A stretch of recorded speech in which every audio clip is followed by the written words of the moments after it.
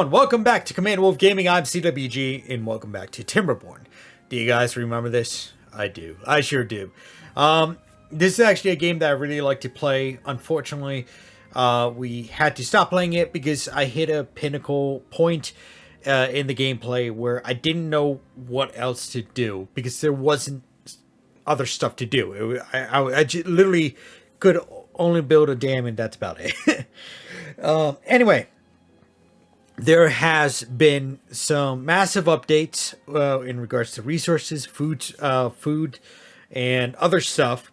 So I'm actually kind of interested in getting into the game, finding out some new stuff, and seeing what's going on. So on my YouTube channel, I played the Iron Teeth, and on my Twitch channel, I played as the Folktales.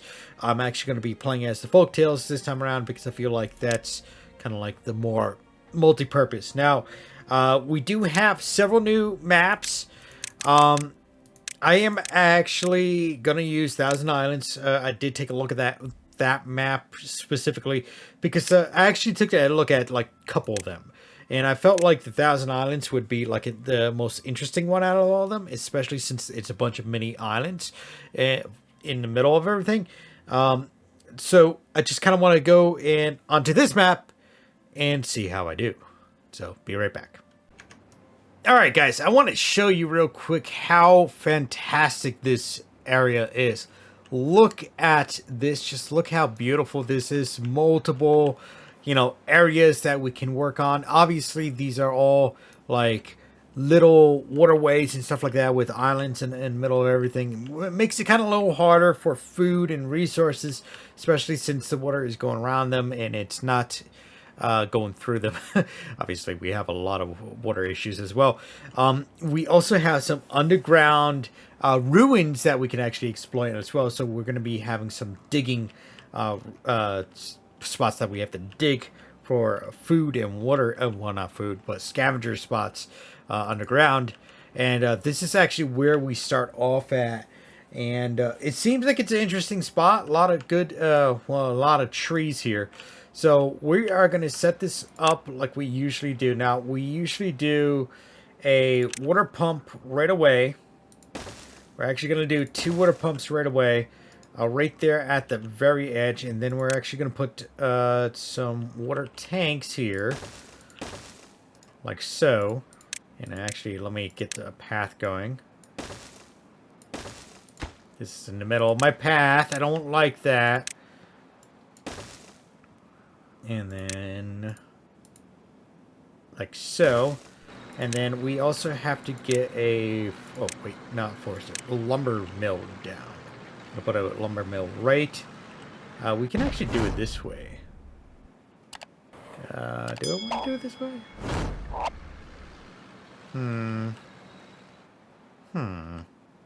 Yeah, we'll do it that way. We'll put a lumber mill down and we're going to put a water wheel right here, right. For sanity's sake, I'm going to put it right there. And then we're actually going to have to put a power wheel there. Like so. And then we actually... Well, that is done. Now let me go and actually do something that's even more important, like creating a food source and such. Because I forget to do that all the time. So let me go and do that. And I'll be right back. Alright, we got our initial colony set up. Now, just looking at the flow of water here, it looks like it's all coming through here. So I decided, ooh, that's a nice water flow right there. I decided to actually put our food source on this side as well as our tree source when we get to that. And have all the non-essential stuff over here in regards to downriver. So basically all our food is going to be upriver. And all our non-food is going to be downriver. Even though we do have, sources of water going around, right?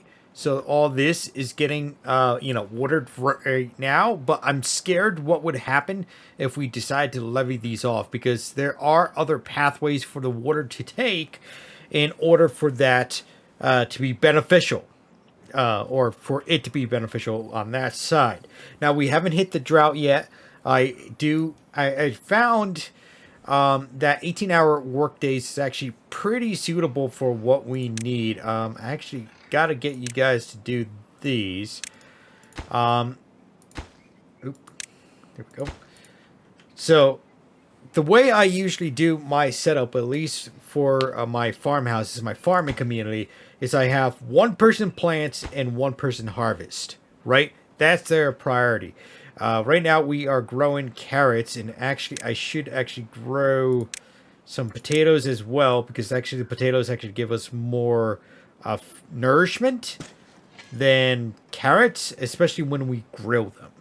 So yeah, right now we still have a lot of forest that we can cut down, so I'm not really too worried about that right now.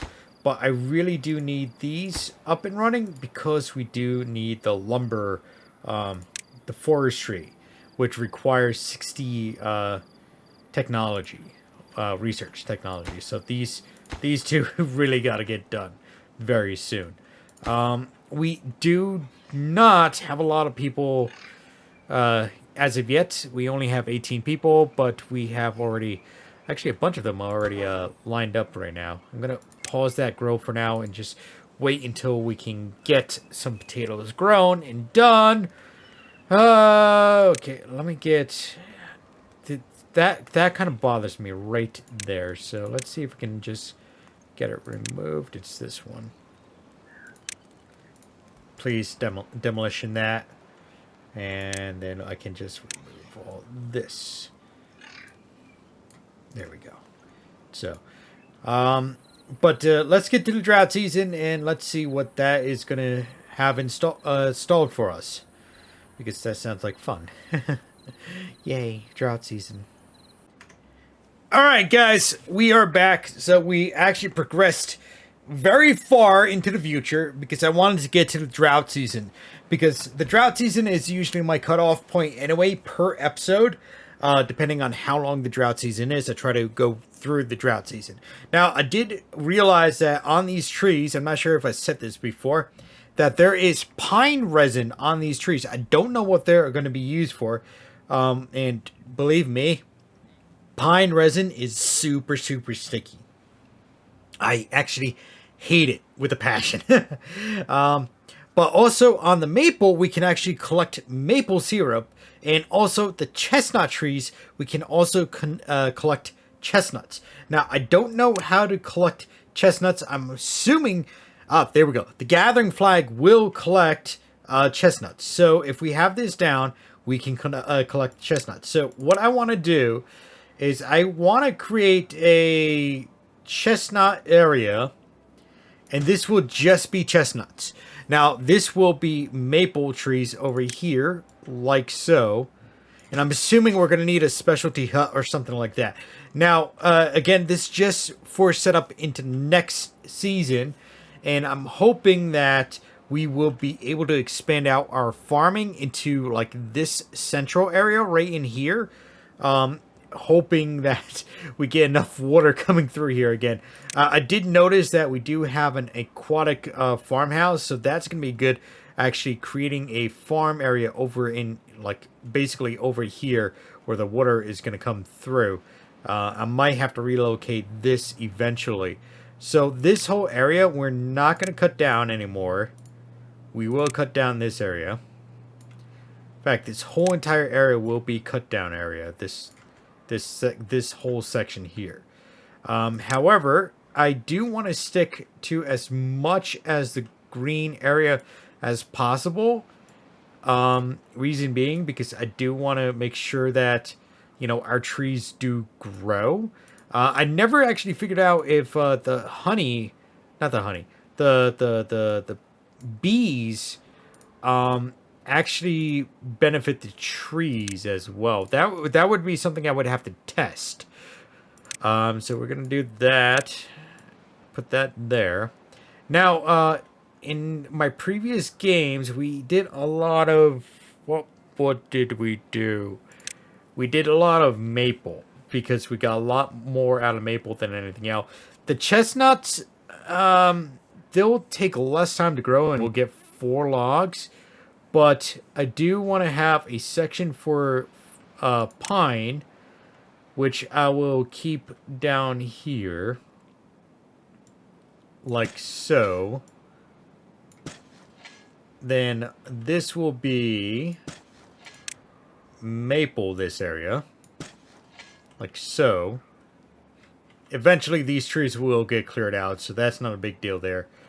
And we can actually probably go up here as well. I'm probably going to have to clear a path for that. Then over here, the birch. Yeah, we'll do birch right there. And that'll be birch. Now, birch are the fastest trees to grow, only taking about 9 days.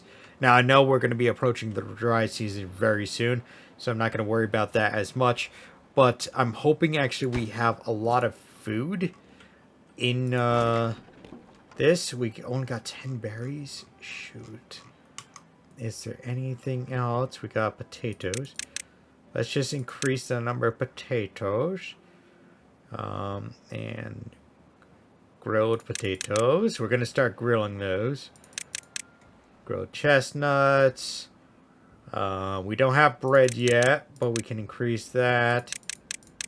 I forget that we actually gotta store this stuff, or else yeah, we're gonna be dying, killing our little beaver colony here. But we got a lot of water. We got plenty of water. All right, let's get this. Sorry, I accidentally cut off the video a little too early there. We're gonna get the dry season going, and we'll be hopefully right back after the dry season with no dead people. So be right back. Alright, so our drought has ended. We still have a sufficient supply of food and water, so that is actually great. And I actually decided during the drought we built some additional houses. We didn't get around to actually building the ramps towards it, just for the simple fact that, well, we didn't have enough trees. But hopefully these trees can be planted during this season. Right, and then we can worry about actually getting them going. Now, I was really thinking about this, and because this might end up actually turning into farmland, this whole entire section, I'm just going to kind of leave that for farmland and leave this area up here for more of the industrial section. Because I believe there is a thing we can select for like tree tapping and stuff, and that might be good to have up here so we can have all the resources for that down here, you know, and that way we can keep the cutting area segregated from the actual like use area, the reusable resource area, I should say, down here. I gotta fix this. So that's gonna bother me. I'm just gonna do that. Now I'm planning, I might end up actually putting up an irrigation tower up here, because this is a lot of dead land up here, and it might create that another resource area for maple, since that'll give us the most logs for our you know, bang for a buck.